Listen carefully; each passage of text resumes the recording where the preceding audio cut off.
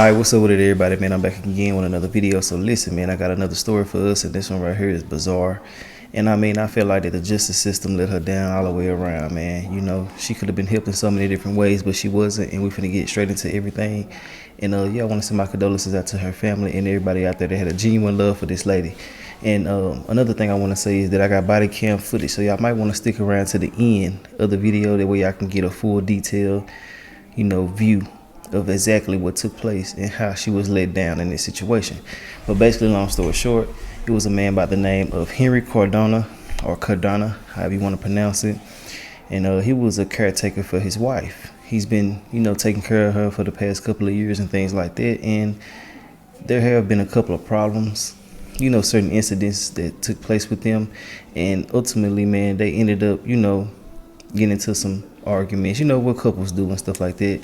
And for them to be married for a long period of time, you know, tensions run high, people get tired of each other and stuff like that. And if you're stuck in the house with someone every day, man, you're bound to get into it, you know. But it's still no justification to take her life. So, you know, basically, long story short, they both let law enforcement know that it was an issue taking place, right? And the wife actually let them know that she was in fear for her life from her husband. And her husband is a gun collector. You know, he basically had a whole bunch of guns inside of the home.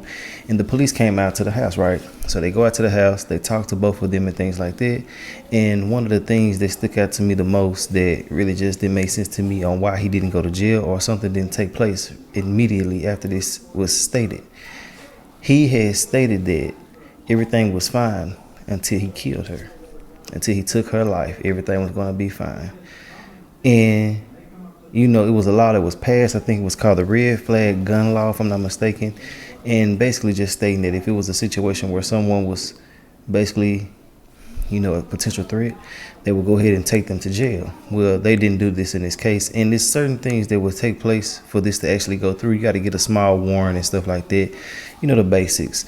But anyway, go, man, you know, he was set a $2 million bond after doing this.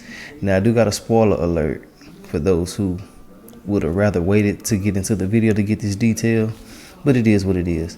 He ultimately is sitting at home right now awaiting his trial. Now, if me or you took someone's life, especially if you're black, if you take somebody's life, your ass is not going to be doing too much house arrest if you are the one who actually did it. And I feel like that it shouldn't be no leniency in this situation. He took someone's life and he should be, you know, held to the same standard that everyone else is held at. I don't give a damn if he was 150 years old. He need to be in jail. You feel me? But at the same time, I got another spoiler alert. He let them know way ahead of time to come get her out of his house. So he basically had everything documented that he was really trying to get away from this. Now, he could be playing games with us, you know, like mentally. Just basically just saying like, well, I tried this and I tried that, but y'all didn't come get her and this and this and that. And that's why he did what he did, which is BS in my opinion. So, you know, but I really just can't say what I really want to say. But overall, we really just don't know. We wasn't there. But something about this just don't sit right with my spirit, and I'm just gonna leave it like that. But let's go ahead and get into the video. We're gonna talk about it. We're gonna watch it, and we're gonna get into the details. But like I said, y'all gonna want to stick around and get a little bit more of a glimpse of what took place inside of their home the day that she passed. She ended up losing her life 4 hours after they came over there and checked on her. Ain't that ironic? You know, but it is what it is. It's good to get into it. Make sure you hit that like button if you're rocking with the channel, and let me know your thoughts and opinions on this situation in the comment section. But other than that, man, I say what I had to say. Let's go ahead and get into it and see what's really going on. And this is a conversation of what could have been done after this already had taken place. I have an update with the body cam footage at the end, just so everybody know, and y'all already know, majority of my people like for me to break it down like this, that way they can know exactly what they're getting into before they get into it. And that's why I do this. And if you got a problem with it, just get up off my channel. But to my supporters, I'm rocking with you, and let's go ahead and get into it and see what's going on.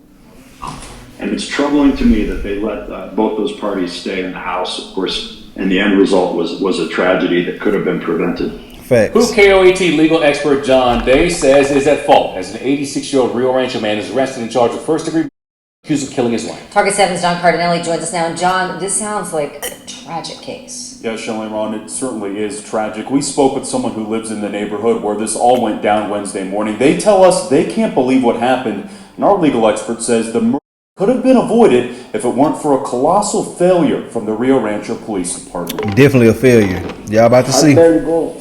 I can make it to the mailbox and back. It's hard for Eddie V. Sarriagas to get around. I have heart problems and all that. Most of Eddie's neighbors are older as well. My neighbor here, the one in the corner, about a year ago, she lost her husband. And it makes for a pretty quiet neighborhood in Rio Rancho. Couldn't ask for a better neighborhood.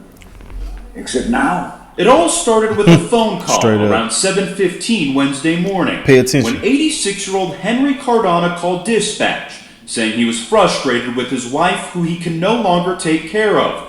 While on the line with dispatch, Cardona's wife expresses how she feels threatened. Should be advised we are starting TD that way. Advising male as possible on the phone with a call taker. Female says she feel like she's in danger. Also advising there's guns in the home. Shortly after the initial call, dispatch received another call from New Mexico Adult Protective Services. Yeah, just for 49, it looks like there's possibly a social worker calling in requesting a welfare check at this address. According to a criminal complaint, when officers arrived at the home, an officer was informed that Cardona kept calling Adult Protective Services to have his wife removed from the home. Officers say Cardona's wife refused to leave. They had information that she was in fear for her life. Law enforcement had more than enough information to make an arrest based on her statements to the dispatchers, to law enforcement. And it's troubling to me that they let both those parties stay in the house. Then a couple hours later around noon, Eddie's neighbor heard yelling and a loud bang. She ran inside of her neighbor's home. She said she looked at the woman and said, didn't even take a pulse, she's dead. It was just a bottle of there. The worst had happened. We're trying to get further at this time. Advising male said he killed his wife. We're trying to get further this time. Again, we have TD in. Police say Cardona killed his wife. He has been arrested and now faces charges of first-degree. We had tragic results that could have been prevented. KOAT legal expert John Day says some sort of action should have been taken after the initial call. They let him stay in the home, and even after she said he threatened me with a gun. So there's so many unanswered questions here, but the facts as we know them point to a pretty catastrophic law enforcement failure and possibly a catastrophic failure by Adult Protective Services. Eddie says his once quiet neighborhood is now filled with the noise of people asking why. Just a surprise, you know. You never expect this. Never. Now, with everything that y'all just heard, let me know y'all real, honest thoughts and opinions. Now, if you feeling like he did what he needed to do and stuff like that, you know, as far as like trying and stuff like that, and you still trying to justify why he did it, I just don't understand you. I'm not going to belittle you and talk bad about you and nothing like that. I just don't understand your thought process. I feel like that if he felt like he really was going to harm her, he should have left. He's way older than the majority of us. He should have left the home. And I know some people be like, well, it's my house. I'm not leaving and this and this and that. Man, if it's going to cause you to take someone's life, you should leave. You should get the hell up out of there, man, so you can be free and let people just live. You don't want to take nobody's life over no shit like that. But it is what it is, man, you know. And I also want to know, what would y'all do in a situation like this? Would you leave? Would you call the police? Or what would you do in this situation? And yes, he threatened her in front of the police. I want y'all to understand it and grasp that. He said what he was going to do. He basically was premeditating this. Just watch and see. Let's get into it. Like something like this to happen around you.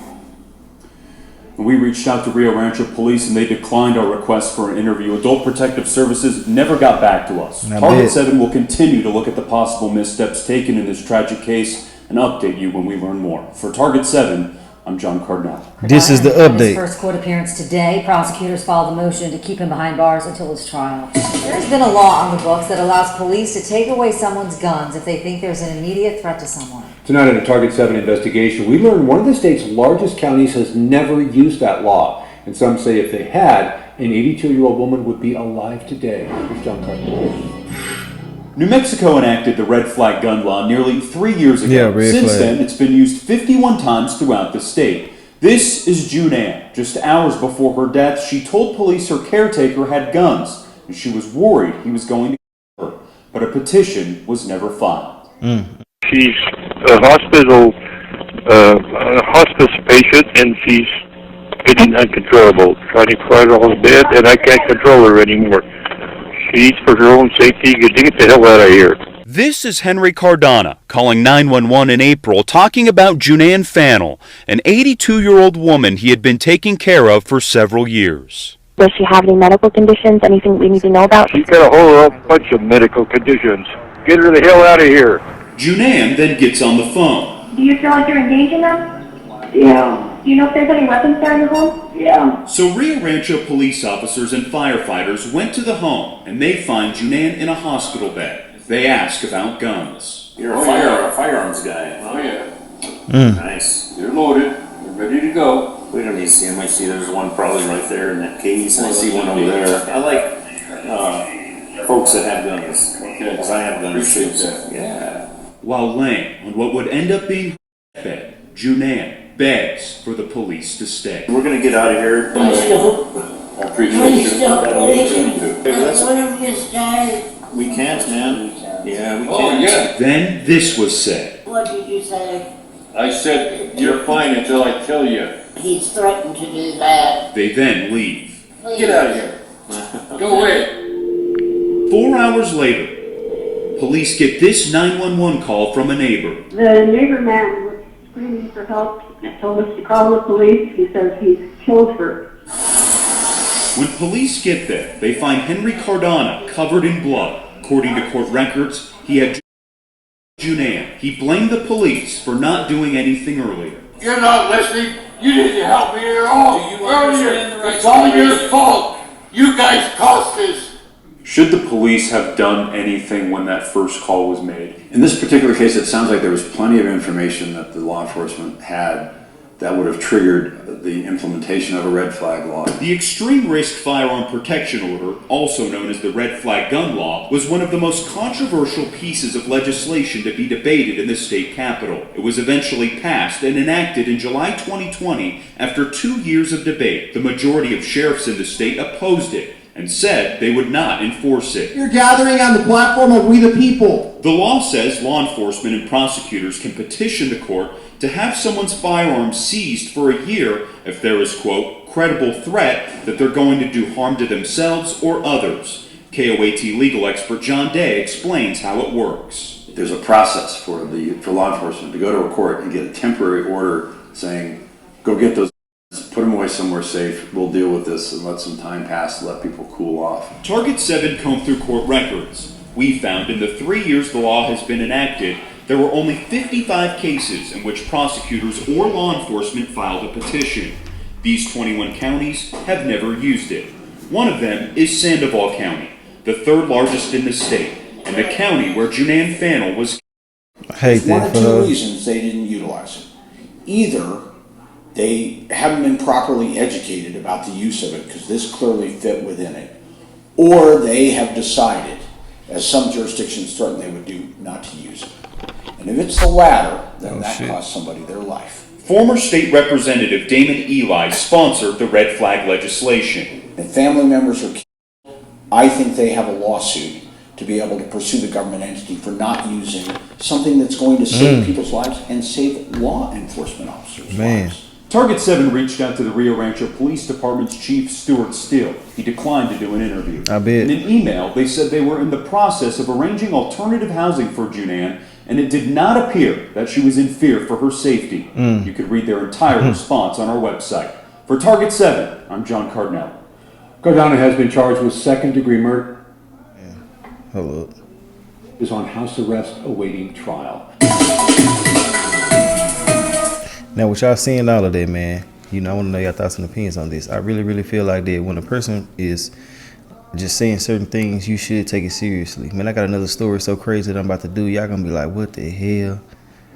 Man, this right here gonna be, you know, a real tearjerker, you know, and things like that. And it's just crazy. And I'm bringing awareness to these cases, man. I know y'all like that. It's just so crazy that I got to see all this shit every day. Boy, it's so much of it. But I mean, you know, it helps. Trust me. If y'all know how many people message me and stuff like that about situations, you'll be surprised. But overall, man, I feel like that she didn't deserve to get her life taken like that. You know, she was in the care of somebody who was supposed to love, honor, and cherish her for the rest of their life, and he didn't do that. And I feel like that if he had a problem, he should have left. You know, I don't want to sit there and try to blame someone, because I know somebody will be like, oh, you blaming him, you don't know what she did to him. Man, that woman was in the bed. Ain't too much she can do. She can't move with none of that. Y'all just be lame and want to beat on folks. And it's so sad, bro. I be reading some of the comments sometimes. I be like, man, these people here really will hurt you. Y'all better start watching some of the people, what they be saying, man, because it's really just speaking on their character. And some of y'all be having certain jobs and stuff, saying certain crazy shit like that, man. Y'all better be careful, man, you know, showing y'all evil ways. But you know, it's only so long that you can hide how you really feel and stuff like that. So it is what it is. But overall, man, I say what I have to say about this. I hate that she had to lose her life. I hate that anybody has lost their life in situations like this, because it's not really something that should be happening, you know.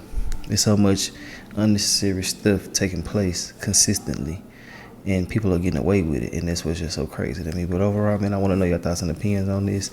And like I said before, if it was one of us, especially if you're black, and you did something like this, you're not getting on house arrest. Your ass is going to jail. Now, if you was an accessory, they might give you a little house arrest. But if you really did it, boy, your ass is going to jail. But other than that, man, that's all I got to say. I want to know your thoughts and opinions, and I'll holler at y'all later. If you made it to the end of this video and watched it all the way through, I appreciate y'all more than y'all know. Y'all really my people, and I really rock with y'all. But yeah, that's all I got to say. I'll holler at y'all later. All right.